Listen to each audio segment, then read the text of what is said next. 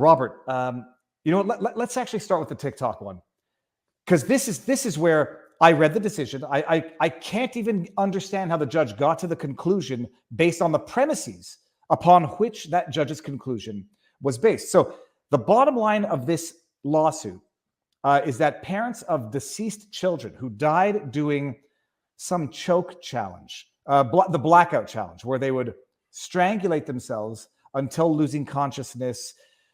It's this fucking challenge, Robert. It hurts my stomach to think about these things. In as much as the suicide kit story, they do these challenges, like multiple, dozens of young people, average age 13 died. Some as young as 7, 8. They hang themselves with a rope and die doing a blackout challenge, which is algorithmically promoted to them. They don't know it exists until TikTok, through its AI, actively puts the idea, puts the trend, puts the challenge in front of their young eyes.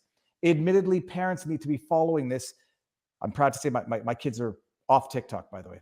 They're onto YouTube stories, which is just as bad, but a little better.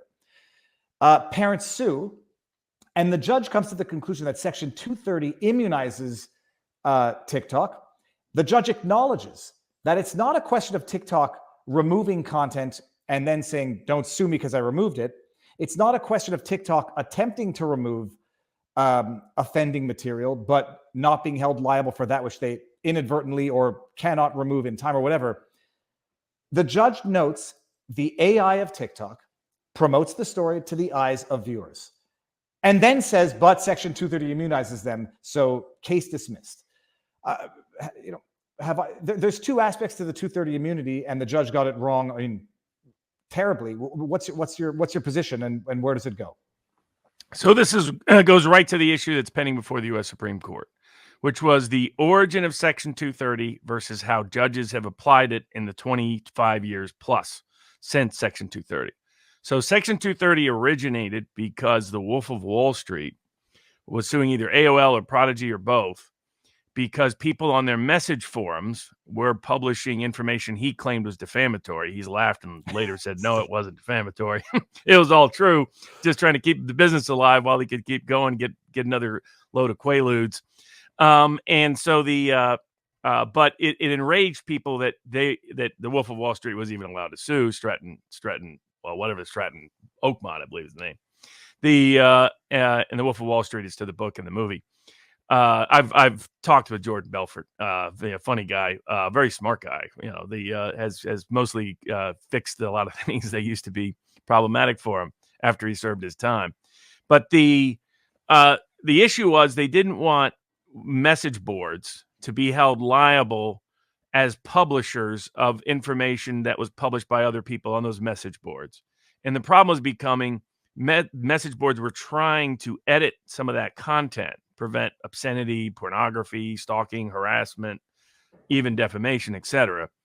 And once they took an editorial step, courts were then saying, well, now you're a publisher and you're liable. And Congress didn't want that to be the case. They wanted robust debate to occur on the internet. So they said, just because you host a message board, even if you edit that message board, you will not be considered the legal publisher of any statement on that message board. That was it. And it didn't go any further than that in the statute. However, courts interpreted it over time. What happened was big tech bought off a lot of big corporate law firms, bought off a lot of the legal academy, corrupted the legal academy, corrupted a lot of think tanks to where they were spewing, even so-called libertarian think tanks and organizations and publications, such that the Koch brothers were also complicit in this, such that they were taking Section 230 and saying it's immunity for everything big tech does. Big tech lies, doesn't matter. They're immune. If big tech is acting as both publisher and editor and printer and everything else, doesn't matter. They're immune. If they misrepresent things, engage in fraud, engage in unequitable conduct, consumer fraud, immune. And one of the big ways that big tech does things, its most consequential action, is its algorithmic manipulation of the content on its sites. So it uses its algorithms to deliberately promote some content at the expense of others, and it often targets and tailors its content to particularly vulnerable audiences. So this is why the lawsuit up before the U.S. Supreme Court is about how big tech deliberately said who would be really good or who would really be interested in who would be a vulnerable, susceptible audience to terrorism and promoted ISIS videos to them. And this is another, you have Amazon, of course, did it in the suicide kit context where they recommended the different products to be put together so that you could commit suicide for often also, again, underage people. In fact, their number one target group has often been young people, kids, and especially. And this is showing up in a wide range of literature. There's a documentary called I think it's called The Creepy Thin Line. There's some other ones out there where the engineers who designed a lot of this have come out and said what we did was wrong. This was a disaster. We're seeing it reflected most predominantly with young women. So if the Zoomer generation, for example, has a rate of self-harm that is 5 times higher than the norm. And what's only thing distinct about them, for the most part, is their exposure to social media. Girls, it hurts more than any other group. And so here, what TikTok did is there was somebody who was promoting something that could and often did cause death. And TikTok not only promoted it algorithmically, but promoted it to the most vulnerable, susceptible audiences. In this case, young kids, children, minors. And they knew they were doing this. And often, like with Amazon and the suicide kit case, like the social media, both Google and Twitter and the terrorism cases, like as it happened in the child pornography context, they are warned about this, and they still don't fix it. They still don't remedy it because their profit is driven by eyeballs, by manipulating audiences, even if it's a bad moral thing that they're doing. And they've been held immune because of Section 230. In the case before the U.S. Supreme Court, it's like Justice Thomas raised this 2 years ago. He said, hold on a second. Section 230 was just supposed to be publisher immunity. It was not supposed to interpret every single thing they do as publishing.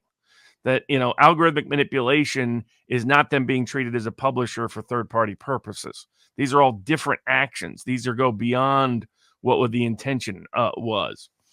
Same with their censorship and other activities. And we'll talk about how Google's manipulating Gmail to suppress Republican election participation in this election, as an example.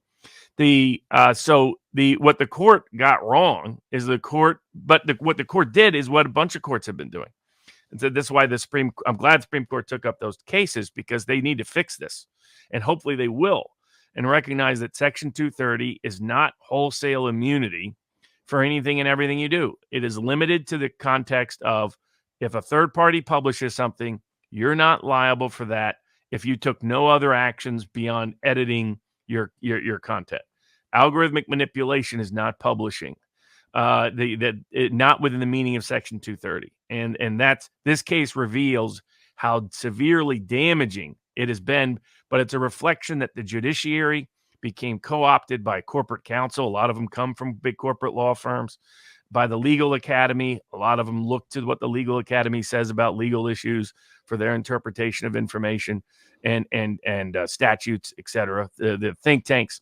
There was a co-option and corruption of the academy and of think tanks because of this. Not a surprise big corporate law firms were on that side, because that's where the money was. But it's a deeply disturbing example of why Section 230 has been misused and misapplied. And if the Supreme Court doesn't fix it or correct it, it will be left to Congress to do so. And people have to appreciate that there's two aspects or two facets to Section 230 immunity. And one is that you're not liable for content that remains on the platform if you have protocols in force to try to remove illicit or whatever unlawful content. And the other is that you cannot be sued. But you cannot be sued by users for actions you take as a result of moderating the content. Have I got the two aspects of it down right? Yep. Okay. And the second is supposed to have a good faith limitation that the courts have not enforced at all. A good faith, transparent, non-politically or ideologically motivated, whatever. Right. People have to appreciate, TikTok has an algorithm which it specifically creates to generate, put the content in front of the eyes that will consume it, so they can market it, so they can make money off of it. And they get immunity. I won't compare it to the Alex Jones, because I think one is actually overtly wrong and the other is just tangentially, maybe wrong. But, Alex Jones for the cutpa aspect of it, false statements made about a third party, not about a product, and then gets nailed for selling the product at the same time or marketing a product. And then TikTok algorithmically designs its algorithm to deliberately do this for proper consumption, for mass consumption, knowing there's a problem, as did Amazon, and they get to wash their hands under Section 230 immunity. It's not a double standard. It's just two sets of rules. Okay, well, so the case is now the one about the terrorism against was it Twitter? One's against Twitter and one's against Google. You think that the Supreme Court will have the avenue through those two pending suits to resolve this issue? Yeah. Oh, it is the issue. Okay. The question is, how far does Section 230 go? Because after Thomas wrote his concurrence, kind of from a denial of a petition for cert, he laid out what he considered the problems. And based on that, a few federal judges, including some left-leaning federal judges like Berzon in California, and maybe even potentially Kagan on the Supreme Court, have voiced sympathy with that position. And the reason is because this goes beyond political censorship. If it was just censoring the right wing, you probably wouldn't get many people on the left that would be concerned. But because this is badly impacting children, especially, case after case after case is going through the court system, people are like, well, hold on a second, that we may have misapplied. And because the statute there's no legislative history that says the statute ever anticipated this. But you have a lot of fake scholars, fake blogs. What I mean by fake is people who pretend to be doing independent objective analysis who are not. You dig in and you find out they're bought off by big tech almost without fail.